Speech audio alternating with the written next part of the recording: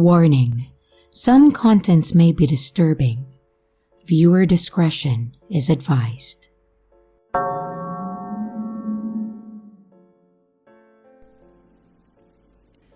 So these two stories aren't mine directly.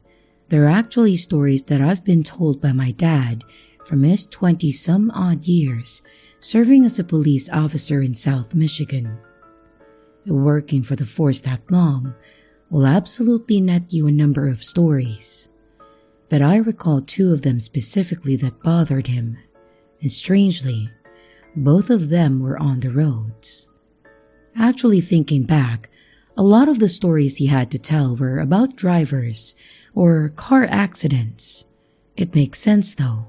A lot of terrible things happen while people are driving around, and far too many people out there drive with zero regard for the safety of others. Anyway, this first story is a testament to the fact that you should always wear your seatbelt, regardless of how uncomfortable it makes you. On top of that, you should take even further precautions when it's snowy or cold. My father was on his shift and he was patrolling when he got a call of a rollover accident in an area that he was near, and the call-out informed that there were potential injuries. Seeing as how he's not a medic, his job on this call was basically to get to the scene, secure it, attempt any basic assistance to anyone injured, and etc. He then hits his lights and then guns it out to where the crash was reported, and he saw it in the corner of a main road and a side road. He parks his car to block traffic in that section and then runs over to the car. From what he's always told me, this was a sedan, something like a Dodge Neon, and it was still upside down. Even worse, the driver was in the car completely out of it. At this point, he was trying to see if the driver is even still alive, checking his pulse, checking for breathing, when the man wakes up. My dad is trying to ask him if he can hear him, just trying to get a response out of him. And when he finally responds, my dad said that the words were completely incoherent. That's when my dad realized the smell. This guy's 3 sheets to the wind, completely trashed and barely conscious. My dad just trying to get this guy to a point where he can help him out of the car. When out of nowhere, he hears a kid screaming. And as soon as this starts, the driver freaks out and starts yelling about his son. He looks in the back of the car and there's no one else in it, which then led to the assumption that the kid had been thrown out of the car. My dad gets up and then goes look for the son, and he finds him in a decent-sized snowbank. He's barely moving, but screaming his lungs out and crying in pain. My dad runs over and kneels down by him. Obviously, this kid is scared and hurt, and he's trying to get up, but my dad has to keep telling him that it will be okay and that he needs to not move, just in case that he had a head or neck injury. From what he said, the kid did not look like he was in good condition, but the fact that he was conscious enough to cry and yell and tell him that he was hurting, that was a good thing. Obviously, this situation wasn't good, and the end result was pretty terrible. The father was fine, he wasn't hurt at all. The son had a broken leg and a concussion. Eventually, he made a full recovery.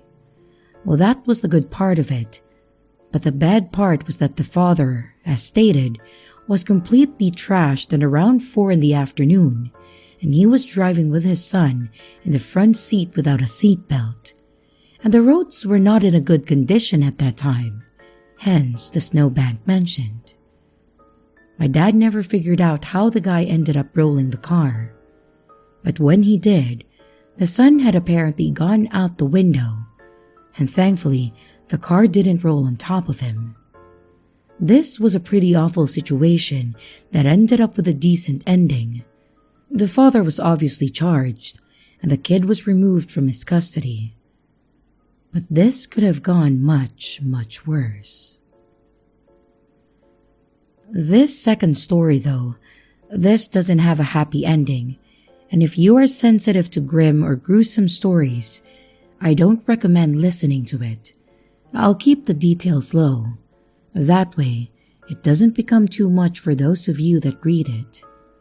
This story actually happened closer to the beginning of him working with a force, and it's one that has absolutely haunted him. Based on what he said, he was patrolling like any other day when he actually saw what was a suicide on a nearby bridge down onto the highway traffic. He said that he actually saw the whole thing from where he was stopped, and again, I won't get into graphic detail, but he said that there was a young woman on the bridge and he knew what she was thinking about doing. He said that as soon as he grabbed his radio to call it in, he saw her jump down onto the road and then saw a semi try to swerve out of the way. Obviously, this doesn't work with a large truck like that, and he couldn't move quick enough. But her act actually took more than just her own life. When the truck tried to swerve, he actually ended up hitting another car that was beside of him.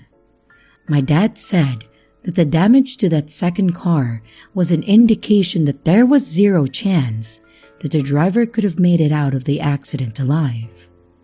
So while it was sad that the first person decided to end her own life, and yes, I wholeheartedly think that that's a terrible thing to happen, her method ended up taking the life of someone else that had nothing to do with her or her decision.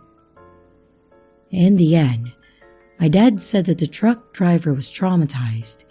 He had attempted to not hit the girl, but ended up taking someone else's life too, completely by accident. This whole thing was a wrong place, wrong time situation, and there's no way to not feel horrible for that guy. I can imagine the years of therapy that he had to go through just to get past this in his mind. And I really do hope that he was able to move forward with his own life.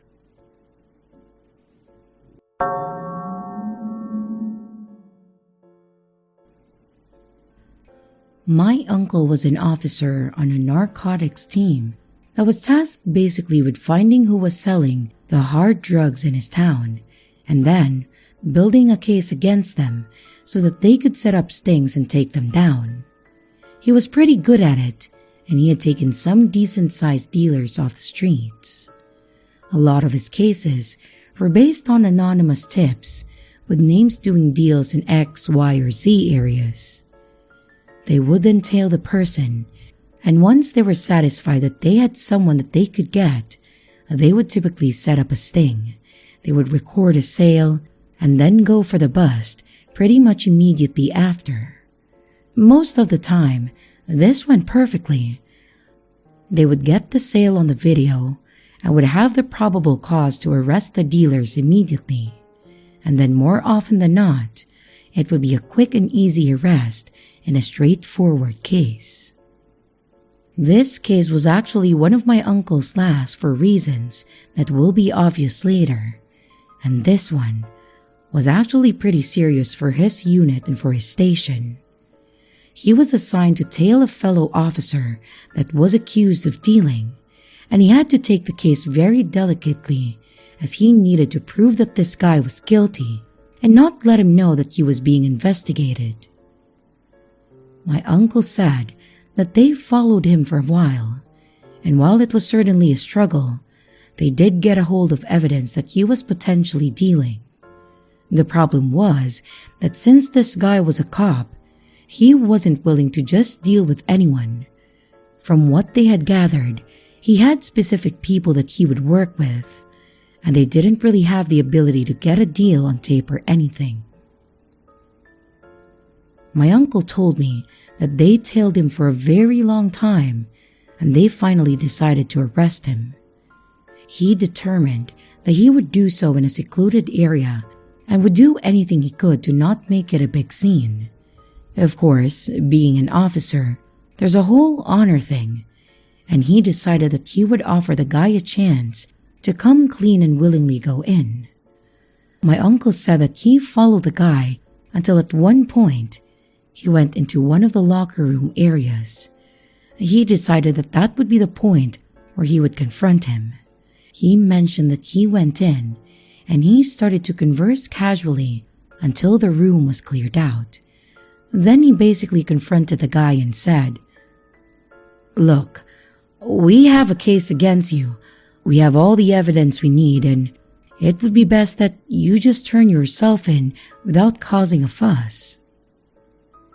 Basically, like I said, just giving this guy a chance to go in willingly. He says that at the beginning, this guy acted like he was going to go with my uncle, but the second his guard was down, he pulled the knife and jammed it into my uncle's shoulder. My uncle fell from the scuffle and, being stabbed. But this guy couldn't have chosen a worse course of action and a worse point in time, because as soon as he stabbed my uncle, another officer entered the locker room and saw what happened. My uncle doesn't remember much of what happened, but apparently, the guy ended up with a round in him and the entire station went into a frenzy. They both pulled through, though my uncle lost the majority of the use of his right arm. The other officer went in for attempted murder charges, I believe seeing as how he attacked my uncle with an obvious intention to hurt him. In the end, they found out that this guy was actually pulling items from the evidence locker for sales. He was using what had been confiscated for his own profit. And while this may not have been the most terrifying story, it's one that my uncle will never forget, because this guy could have absolutely murdered him then and there. It's just likely that he had panicked and went for a stab instead of anything that would have actually done my uncle in. My uncle admits that he went about this really dumb, and that he should have had backup, or just said screw the honor system and then taken him in and out in the lobby. But either way, he went to prison and won't be out for a very long time. My uncle now does desk work for the station, so it's highly unlikely that he would end up getting stabbed ever again.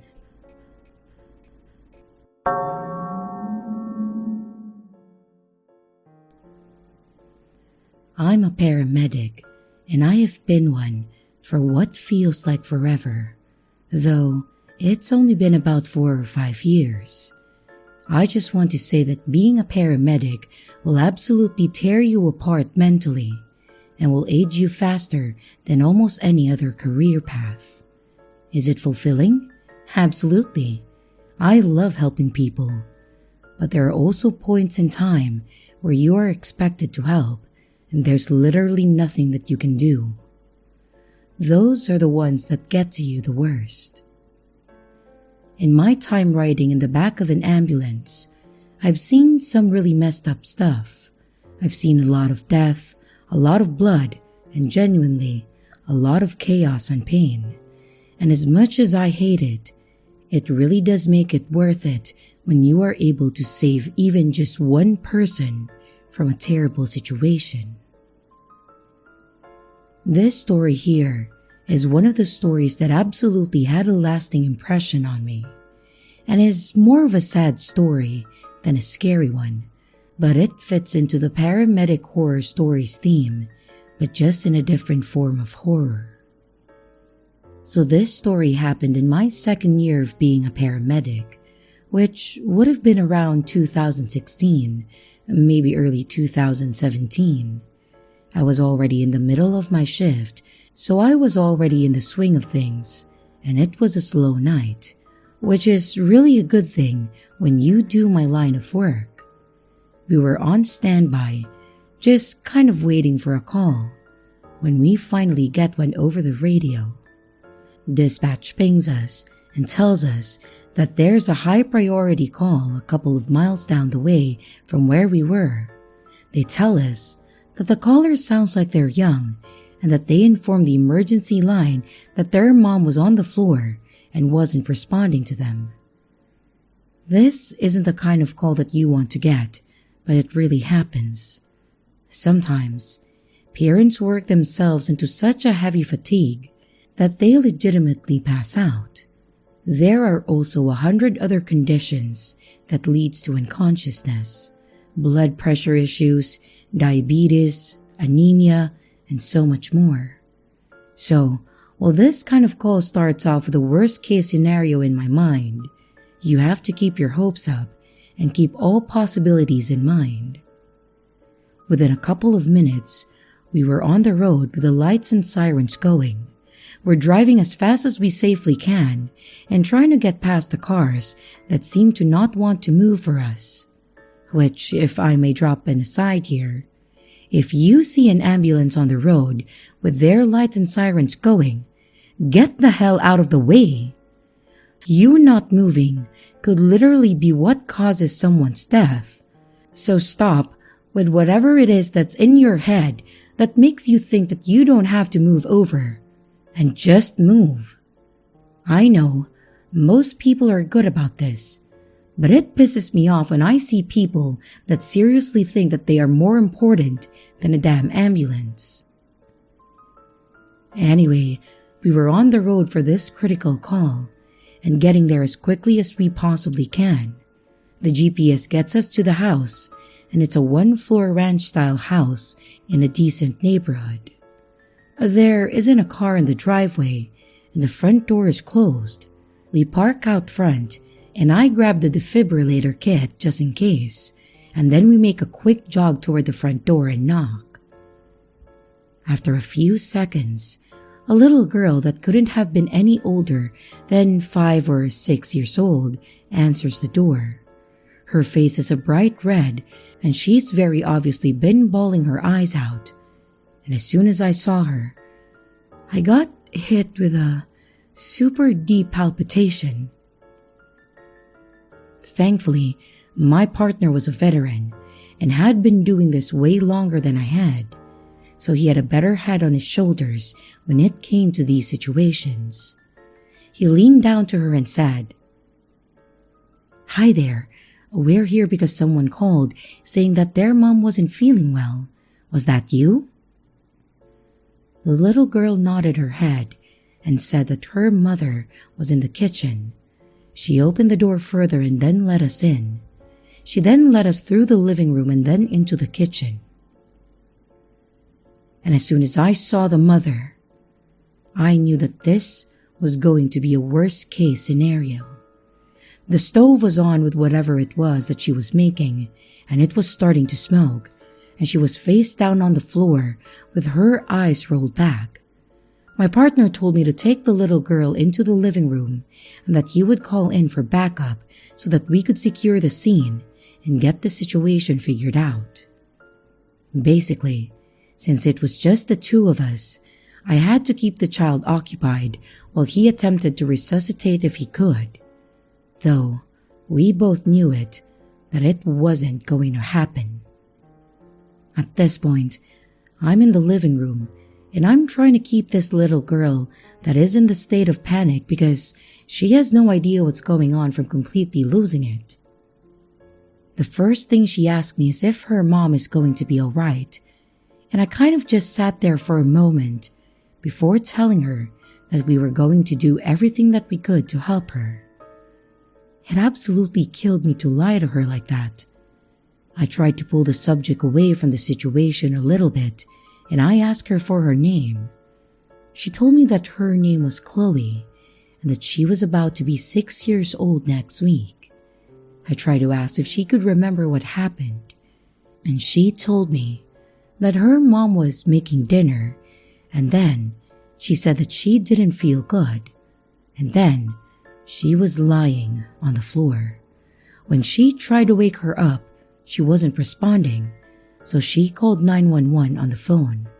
I told her that she did the right thing and that what she did was very brave of her. Then I asked her where her dad was, and she told me that he was at work because apparently he worked nights. This left me with a horrible feeling in the pit of my stomach. just thinking that this man went to work and left his daughter and wife at home, and that he had no idea what was happening at home right that moment.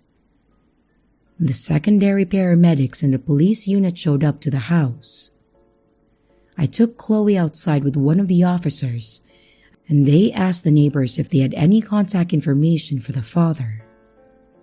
At this point, the officers took over the scene and took care of Chloe as they tried to get a hold of her father.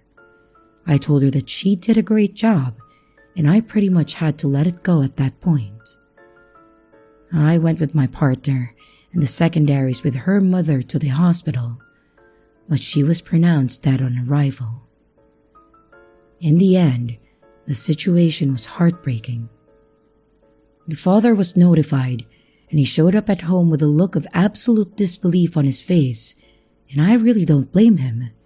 Like I said, he went to work like any other day of the week, only to be called back home and told that his wife was dead, and that he was going to be a single parent now. I later found out that she was, as expected, gone when we got there. She had apparently had a major stroke while she was making dinner and then collapsed. Her daughter called 911 immediately, like she should have, but there is literally nothing that we could have done. This is one of those stories that made me second-guess my career path. I kept with it in the end, but I hope that I never have anything like this happen again, so as long as I am doing this. But I'm sure that it will. To all the listeners out there, make sure your loved ones know that you love them, and make sure they know that you care, and cherish each and every moment you get with them. Never take any of it for granted.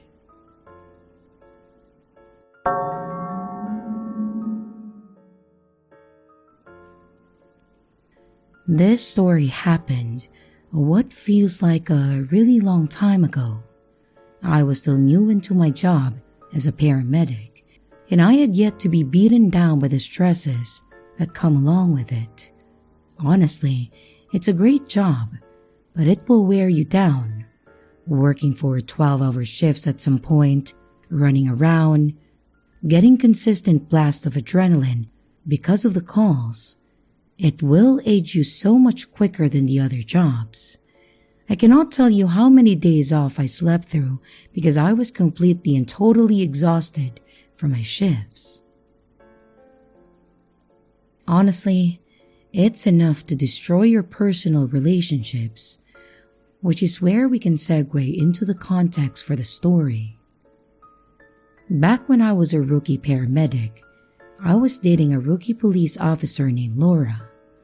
Laura was incredibly energetic, spry, and a fun-loving girl that I genuinely loved, and she was probably one of the nicest people that I have met in all my years on this earth. Laura actually joined the force because of her father, Paul.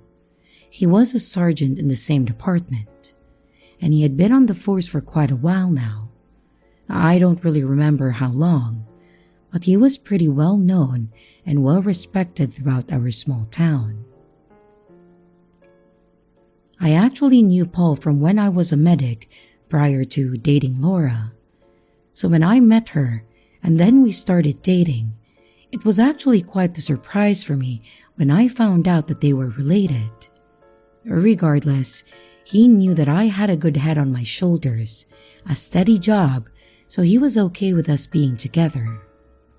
Anyways, now that you know who I am and who they are, it's probably best to get the actual story or situation out. Like most paramedic horror stories, this one isn't one that is scary per se, but it's terrifying in its own right. On the night of this situation, I had been working a full 12 shift and I was extremely tired. I was actually scheduled to be off the next day, so I was ready for it to come to an end. The night had actually been fairly busy considering that it was the middle of the week. I think I had already been on 2 calls in that evening alone, and the other pair had already been sent out twice, and while the calls we had taken weren't that big of a deal, it was a lot more than what I was used to having to deal with. Because of this, I was hopeful that we would have a silent remainder of the evening and that I would be able to do nothing for the last hour of my shift. I know, this sounds kinda lazy, but trust me, when you're running around for 5 or so hours, taking care of various things around town, it's enough to make you want to sleep while driving. Of course, that's not how things work in reality, and with around 45 minutes left of an exhausting shift, we get a high priority call. I'm sitting there and I'm listening to the dispatch inform us of the situation as we're getting everything together to get out as quickly as possible. The whole thing was a pretty horrible mess. We were informed that we were responding to a shots fired, potential injury at a domestic call. The initial call that the officers had taken was one where a woman had called the police on her husband because he was drunk and he had hit her. This location was actually a frequent call, one that the officers had gone to a number of times, and the situation typically ended in the husband going to jail for a couple of days and then getting out with a court date, but the wife would not leave him. I know that the cycle of abuse is very real, and these kinds of relationships are really hard to get out of. But it's really painful to see this kind of things recur like this. Unfortunately and obviously, this time had gone south. There were shots fired with injury, and obviously we were headed in that direction as fast as we humanly could. It wasn't close, but we were still making pretty good time overall. It wasn't until we were about halfway there that the call changed from a shots fired, potential injury to shots fired, officer down. This kind of escalation turns the entire situation from a big deal to a huge deal. We now had an officer that was in need of immediate medical attention and possibly other injuries. We pulled up to the scene and then we jumped out when we saw a second team of officers had already secured the scene and were trying to help out the downed officer.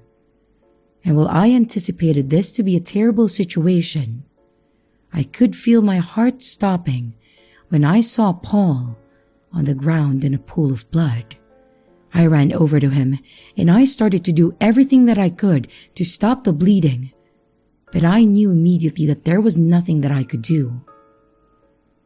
He had been shot on the left side of his neck, and he was already fading at that point.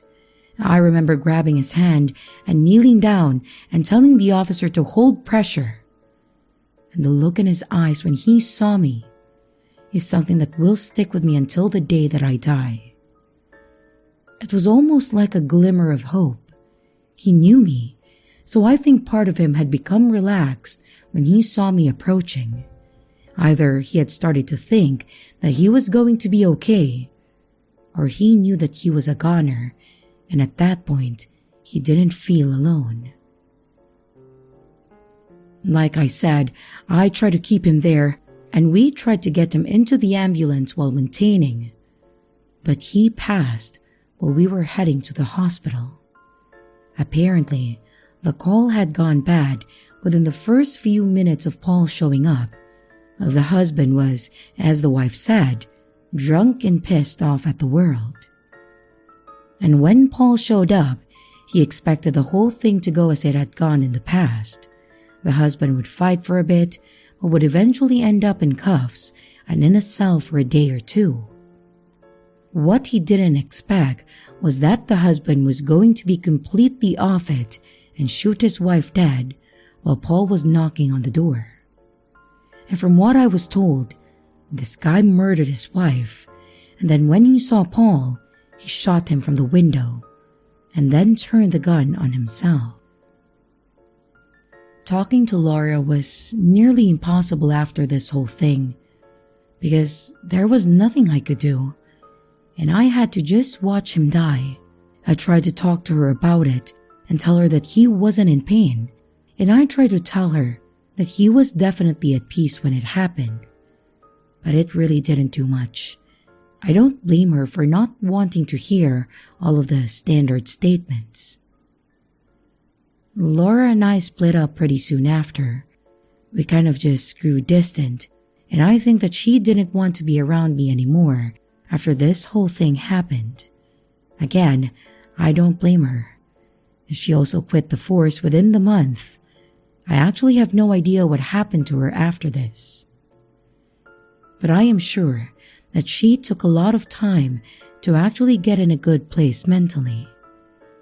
I just hope that if Laura is out there, she is living her life to the best of her ability, that she was able to keep going strong. If not for herself, then for Paul.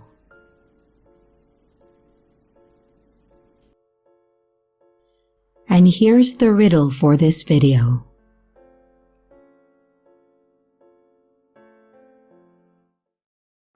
Hello everyone, it's your creepy sister here. Thank you so much for watching the video. I really appreciate each and every one of you. But I would also like to thank my amazing patrons, my top tippers, and my dearest channel members. Thank you very, very much. I really appreciate it with all of my heart. If you want to support the channel further, you could also choose to become a patron, a tipper, or a channel member. But remember, it's appreciated, but never a requirement. I would also like to announce that we have merch now. The link is in the description of the video, along with all my other social media links, like my Discord server, Twitter, Instagram, and others. You can connect with me and send your stories there. And don't forget to like and subscribe if you haven't yet, and comments are highly appreciated.